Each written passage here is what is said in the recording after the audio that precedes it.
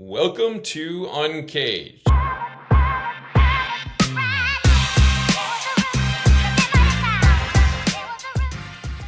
Today we're speaking with Ryan Spear. Ryan, it's great to have you on the show. Great to be here, Ben. Thank you for having me. Now, I am certainly a roaming gnome myself. We are going to be talking to Ryan about the wonderful world of travel. He is the founder and president of Spear Travel Group. Ryan has incredible experience in the hospitality space, and so we'll be talking about his background in the space, but really applying that knowledge of luxury and full service travel experiences to really helping you save time and add value while securing the perfect travel accommodations for your needs. And so, as the world continues to travel, no matter what, with everything that's happening here, you need really help to make sure that it happens in a superb way.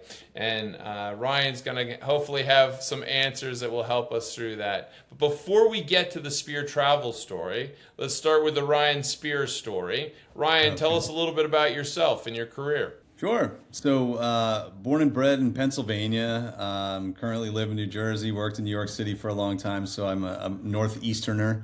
How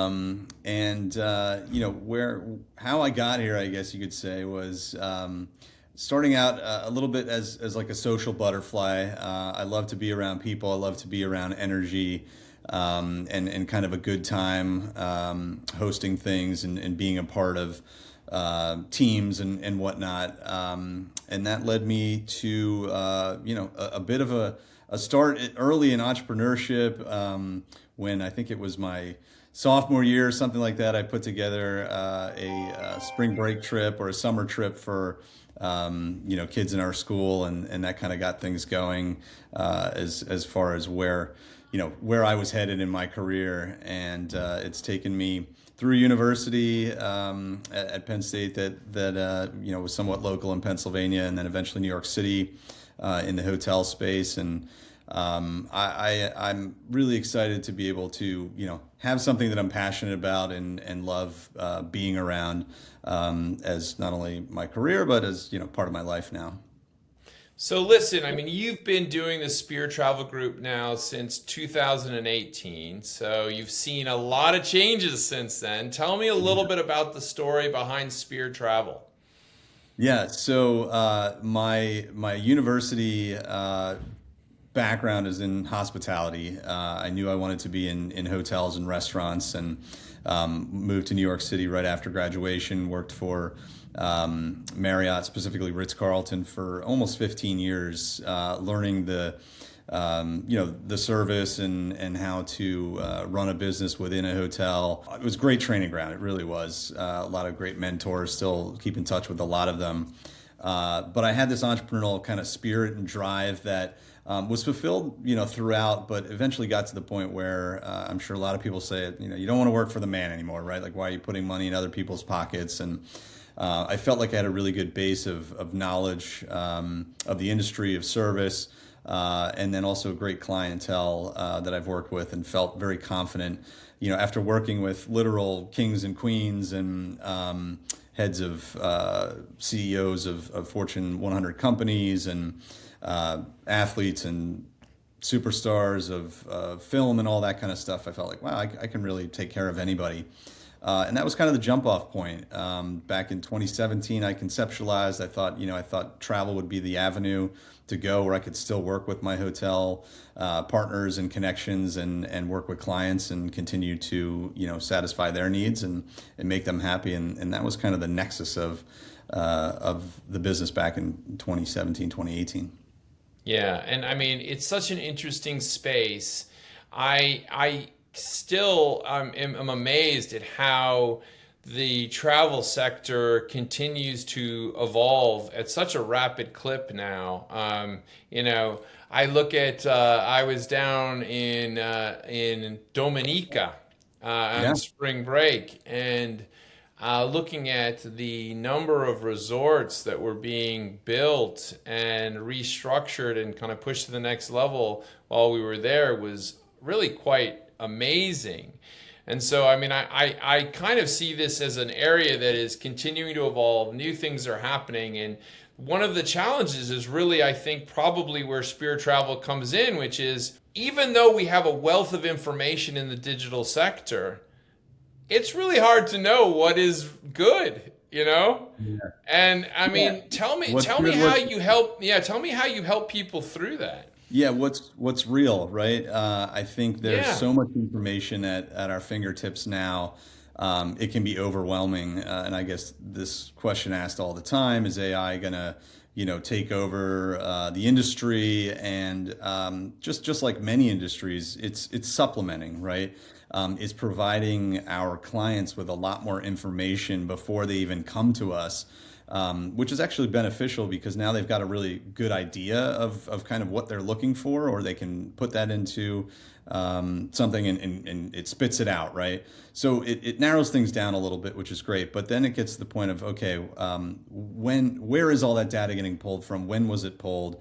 Are those pictures really what it looks like? I'm sure we've all been to a hotel where it looked amazing online and the videos and everything, and you get there and you're like, what is this? It's got to be a different hotel. Did they change the name? What's going on?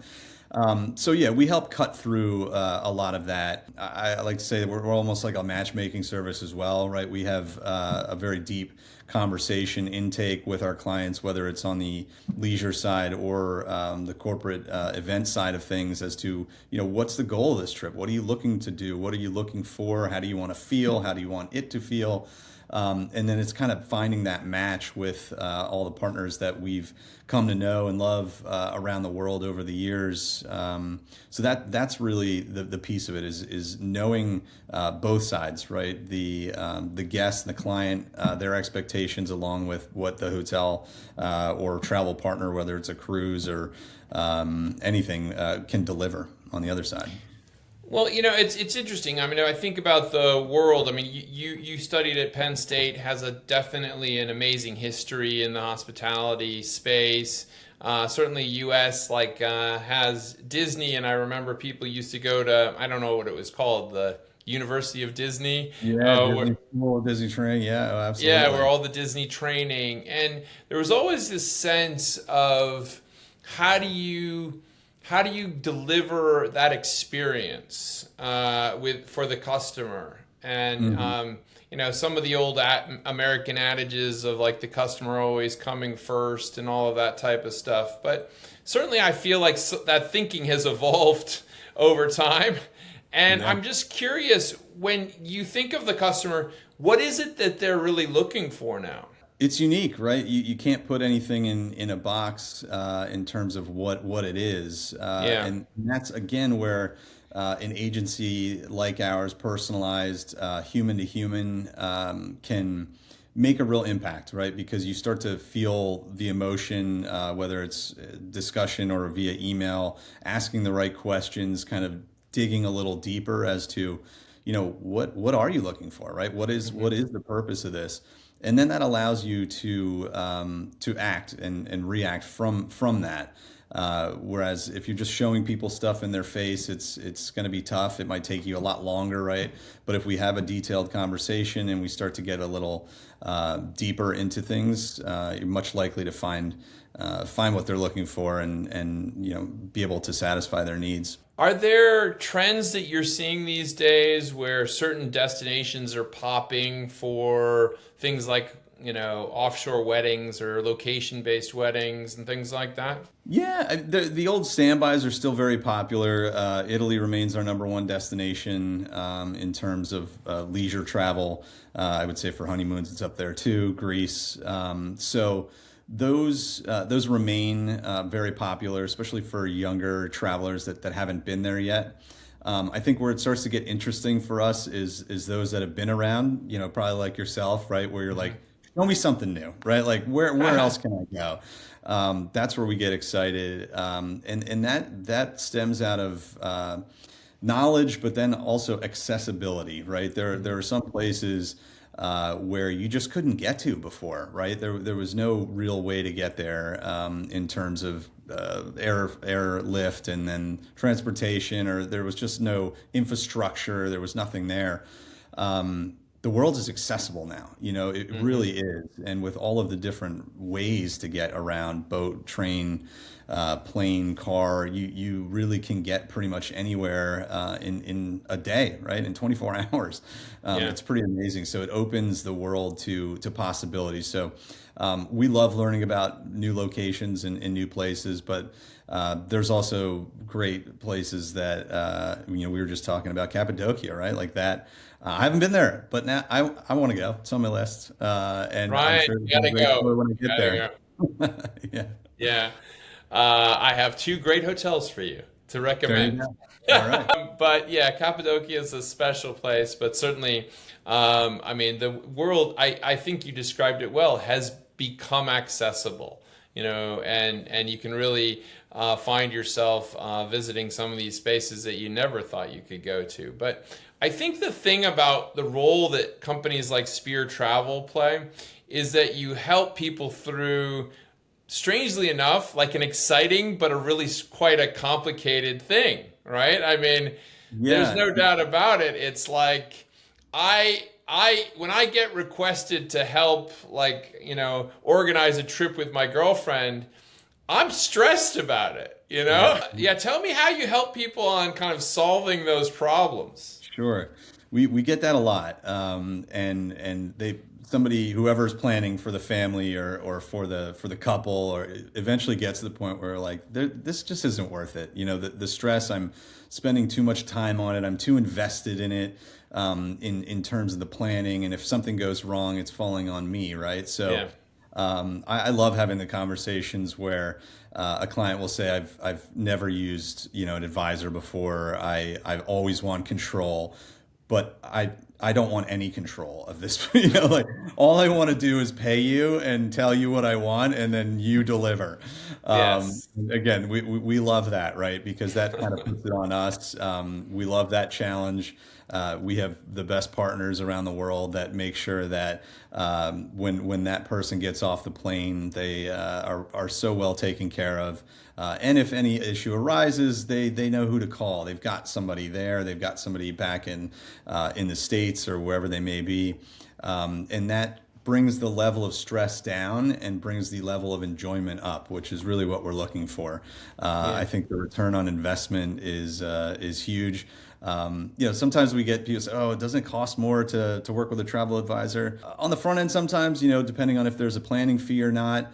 I think we also help push people past what they might feel comfortable with in terms of like their expectations, right? And that goes along back to that where they want luxury and they didn't really understand how much it costs, but we're Yeah. like, this is a good deal. Like this is worth it for you. Yeah. Spend that $4,000 to rent that boat for the day and go around the Amalfi Coast, right? Like it's going to be a game changer for the trip and for your lifetime memories. It's worth it.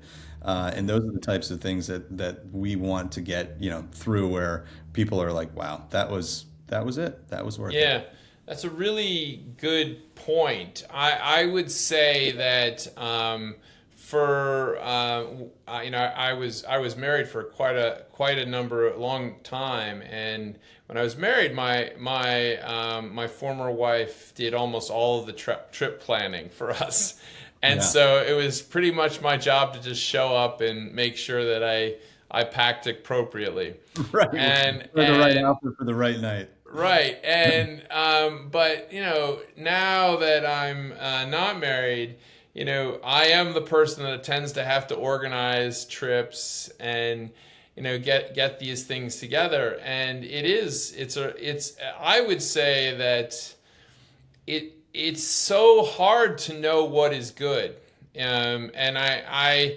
almost don't know how you can plan without advice. It's very hard to trust what you see online, you know?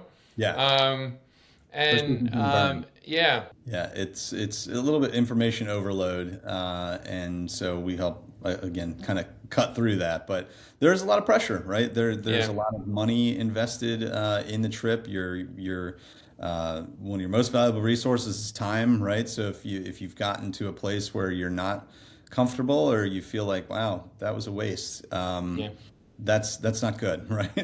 We want to maximize the time and enjoyment level and kind of hit that peak.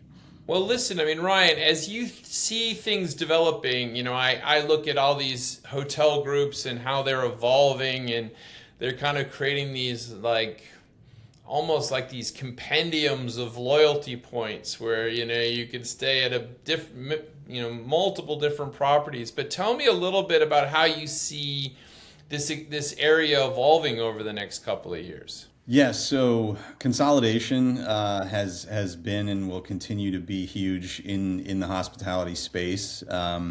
Like many industries, there are advantages to being larger, right? Marriott has shown that way with how strong Bonvoy is, and you talk about the rewards points, and that carries over from business into personal. And I have a buddy that is a sales traveling guy, and he's Bonvoy to the nth degree, right? That's the only place he'll stay, I think, to almost a fault, because there is the other side of it where there are new concepts popping up. There are those non-cookie cutter properties and things where people are looking for something different. We have a lot of clients that will specifically say, I do not want a large city hotel. I want something completely different. I want it off the map. I want a new hotel. I do not want it part of a chain. So there's still demand for all sides. What I love to continue to see is just the growth of the industry, right? And that's back to accessibility and being able to show people the world. I think one of the missions that I have and through travel that I've learned is that you grow as a person when you travel. When you experience different cultures, when you get into somebody else's house or town or whatever it might be, it helps you grow as a person, and then you bring that home, and sometimes it humbles you too. We're very fortunate, specifically in the United States, with the way that we've been brought up, and I think it's important to see what else is out there in a lot of different ways. Well, I mean, it's always going to continue to evolve for sure. Ryan, thank you so much for coming on the show today. We've been speaking with Ryan Spear. He is the president of Spear Travel Group. They harness over 15 years of luxury and full-service travel experience in sales and operations to ensure that customers like you save time and add value while securing the perfect travel accommodations for your needs. And whether you're planning a wedding, whether you're just planning a trip to go away somewhere, whether you're planning an experience that will defy those business hotels that you have to stay at normally, Ryan and his folks are the ones to chat about coming up with the right solution. Ryan, if someone wanted to learn more about what you and the team are working on, where's the best place to find you? We're on the social media, Facebook at Spear Travel Group, Instagram at Spear Travel Group, website speartravelgroup.com, all those places. Awesome. Well, really appreciate having the time with you today, and I'm definitely going to come and chat with you if next time I plan this a trip. Yeah, for sure. And when that hotel gets going, oh, absolutely, absolutely. All right, buddy. Be well. All Cheers. Right, take care, man. Bye-bye.